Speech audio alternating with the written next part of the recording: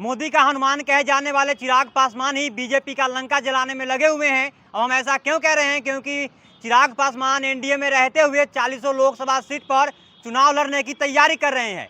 इसी मुद्दे पर बात करेंगे। हमारे साथ मौजूद है इंजीनियर राजकुमार पासवान जी। कैसे देख रहे हैं इस चीज को?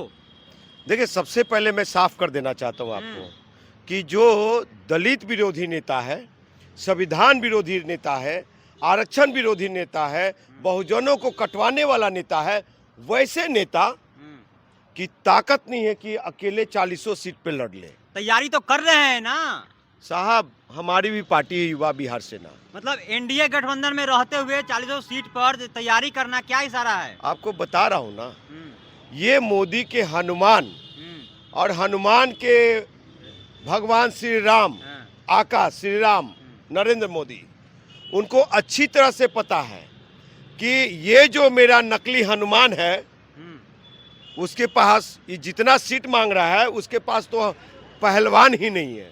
मोदी साहब को पता है, उस राम को पता है कि ये जो मेरा नकली हनुमान है, उस हनुमान, वो जो हनुमान है जितना सीट मांग रहा है उनके पास तो पहलवान ही नहीं है।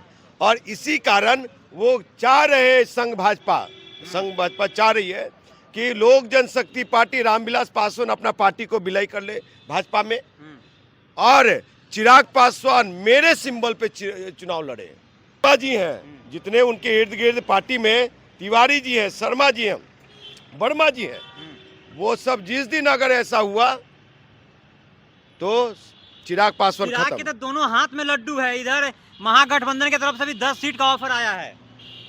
सुनिए, महागठबंधन अगर ऐसे दलित विरोधी, संविधान विरोधी, आरक्षण विरोधी, नागपुरी संघी दलित को अगर अपने गठबंधन में लाते हैं ये, तो फिर सामाजिक न्याय सार्थक नहीं है। खदेड़ दिए ना चाचा को हाजीपुर से, हाजीपुर पारा जी लड़ेंगे समस्तीपुर से चुनाव। सुनिए, हार के डर से चिराग भाई चाहते हैं कि हम हाजीपुर लड़े।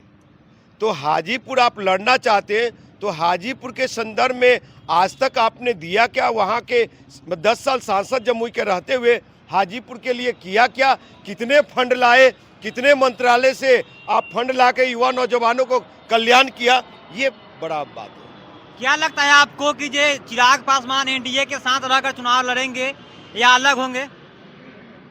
देखिए, चिराग भाई की अभी वो स्थिति है, क्रिकेट आप लोग देखते हैं, क्रिकेट में एक 12th मैन होता है, पानी पिलाने वाला।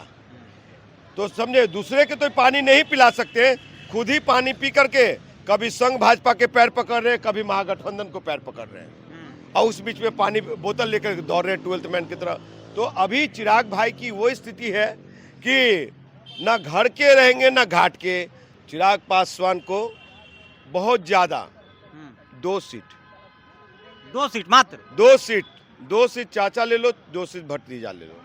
पिछले बार के मुकाबला 2 सीट भी कम हो रहा है आपके हिसाब से? तो पिछले बार के मुकाबले, पिछले बार कौन थे?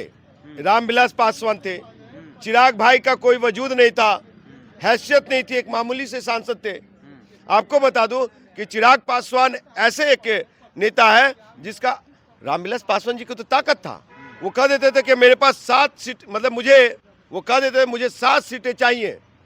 तो साहब, वो 7 सीट को काटने का ना अटल बिहारी वाजपेयी का हैसियत था, ना लाल कृष्ण आडवाणी जी का हैसियत था, ना नरेंद्र मोदी साहब का हैसियत था, ना इनको राजनाथ सिंह हो चाहे ये मोटा भाई अमित शाह जी का हैसियत था। इनको तो देख रहे किस तरह से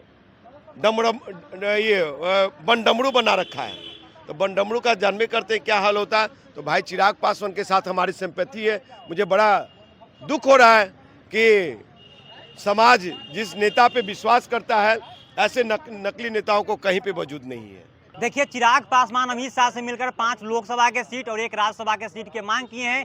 वहीं एक दिन पहले उनको महागठबंधन की तरफ से ऑफर आया है कि 10 लोकसभा का सीट दिया जाएगा। अब देखना यह है कि चिराग पासवान एनडीए में रहते हुए क्या खेला करते हैं। वैसे में चिराग पासवान की जो पार्टी है उसकी 40 लोकसभा सीट पर चुनाव लड़ने की तैयारी चल रही है। हालांकि चिराग पासवान अभी दिल्ली में है और सीट बंटवारा को लेकर काफ़ी मंथन चल रहा है। अब देखना ये होता है कि चिराग पासवान को बीजेपी कितना सीट देती है बिहार में और वो सीट कौन कौन सा सीट होता है।